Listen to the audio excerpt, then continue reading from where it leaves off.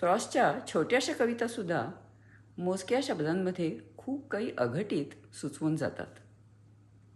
त्या परत परत पडणाऱ्या स्वप्नांच्या कवितेनंतर लगेचच पुढच्या पानावर ही एक इम्पल्स नावाची छोटीशी पण आशयाचा मोठा आवाका असलेली कविता आहे. त्या कवितेच्या रोखाशी आणि आशयाशी मला आपल्या आरती प्रभूंच्या कथाकवितांमधल्या बऱ्याच स्त्रीप्रतिमांच्या विधिलिखिताचं साधर्म्य वाटतं. नमूद केलेले तपशील मोजकेच असले तरी त्यातून परस्पर संबंधातले अबोल दुरावे, बोचरे विसंवाद आणि त्यांचं फलित म्हणजे अकस्मात उद्भवल्या अशा वाटणाऱ्या शोकांतिका असे बरेच काही दुखरे दुर्दैवी आशय या कवितेमध्ये सुचवले जातात.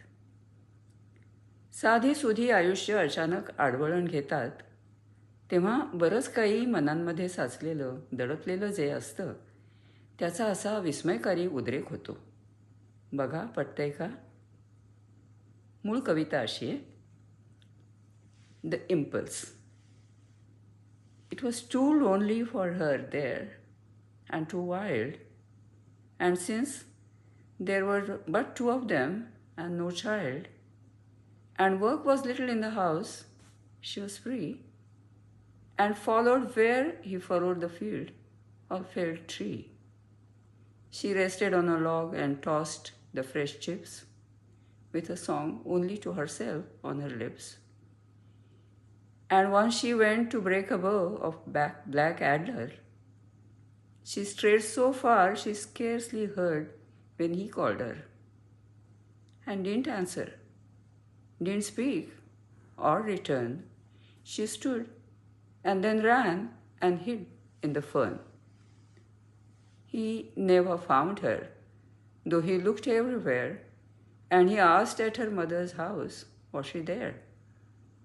Sudden and swift and light as that, the ties gave, and he learned of finalities beside the grave. Marathi अनुवाद ऐका. उर्मी. फार म्हणजे फारच एकटं वाटे तिला आणि पूर्णच विजन. कारण दोघंच दोघं होते ते, नव्हतं मूल व कोणी स्वजन.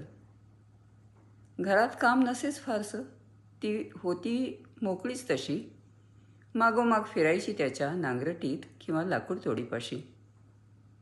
बसून राहायची ओंडक्यावर उडवीत ताज्या कपच्या. गुणगुणायची स्वतःशीच ओळी ओठांवर.